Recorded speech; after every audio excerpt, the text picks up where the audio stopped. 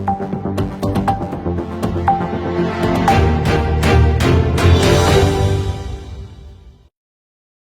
day everyone, my name is Navneet Anand from Voice Article and Fiji Times, Australia. Today we have Office in Charge and the Trade Commissioner for Fiji Consulate, Sydney, Mr. Daniel Stow. Daniel, welcome to the show. Thank you, Navneet, and Bulavanaka everyone, and it's a very exciting day for both Fiji and Australia. Thanks for having me. Absolutely. So what is the current status of Fiji as far as the pandemic and COVID is concerned? So in the current reporting period, Fiji recorded 0 community transmission cases with 168 active cases still remaining. It's come a long way from when the Delta variant first got reintroduced in sort of April and May. In that same reporting period, there was over 90% of the adult population that had been vaccinated. So I think for all our travellers, you can go with a lot of confidence, knowing that there's very little to no community transmission. Very little active cases and high levels of vaccinations in Fiji. So what date do we see Fiji allowing the tourists back in the country? So as of today, December 1st, Fiji will allow international arrivals from travel partner countries, of which Australia is included. So just today we'll have 4 international flights arrive. We had one from Sydney arrive just early this morning. So it's very exciting. Great to have our Aussie tourists back again. So what is the cap numbers that we have kept for people entering back in the Fiji? So no caps as such, but it is limited to those travel partner countries. It will be extended further as we go on. But of course, international travel is going to look very different than what it was pre-pandemic, and we're all going to have to get used to some different limitations, restrictions, and rules when we do travel overseas. I think 2 years have been very, very difficult, not only for Fiji, Australia, New Zealand. I think the rest of the world, we all have gone through the same disaster, I could say. Things are looking better with the number of vaccination going up and up every day. Before I enter Fiji, what do I need to do before I travel? Yep, very good question. So firstly, you'll need to show your proof of vaccination. Mm-hmm. Second, you'll need to have an RT-PCR test done within 72 hours of your departure flight. You'll need to have a minimum of 3 nights accommodation booked at a Care Fiji certified or CFC certified hotel. As part of that, you'll also need travel insurance that covers COVID-19 for in-country travel in Fiji. Now, the Fijian government has just launched their Fiji Care COVID insurance portal. So if people need to, they can go online and they can purchase in-country travel insurance for Fiji via that portal. We find a lot of insurance providers are now adding COVID-19 to their standard policies. I know Kava here in Australia have Fiji and cover COVID-19. And you'll just need to make sure you download the Care Fiji app. So in the same way that you'd use your Service New South Wales app or your COVID Safe app here in Australia, you'll download that Care Fiji app when you get to Fiji.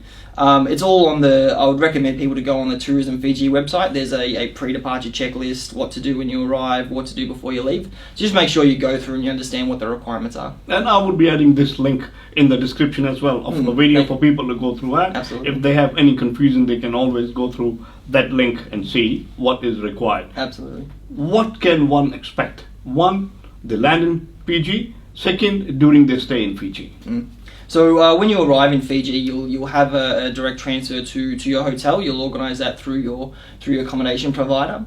So in your first 48 hours, you will mainly spend at your certified hotel. Now, it's worth noting that in that 48-hour period, you'll still be free to use hotel amenities, go throughout the resort as you normally would.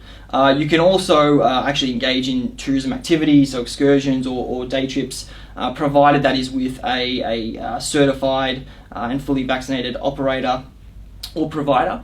So people can expect in that first 48 hours that everyone that they come into contact with is certified and fully vaccinated, from when you get to the airport, from when you transfer to your hotel, and any activity that you engage in. Now, after that 48-hour window, you'll actually have a rapid antigen test, probably what people are used to already, which will give you then scope to travel more freely throughout the country in safe travel areas. Is there a particular requirement if one has to leave Fiji?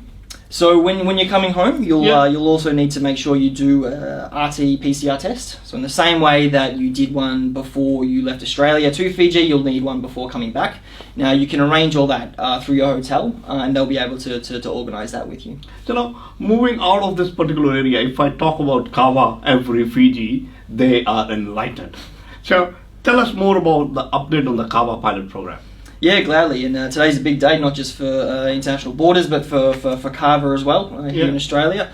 So this relates to the Australian government's Kava pilot program. Originally launched in 2019 to allow increase in personal consumption from 2 to 4 kilos.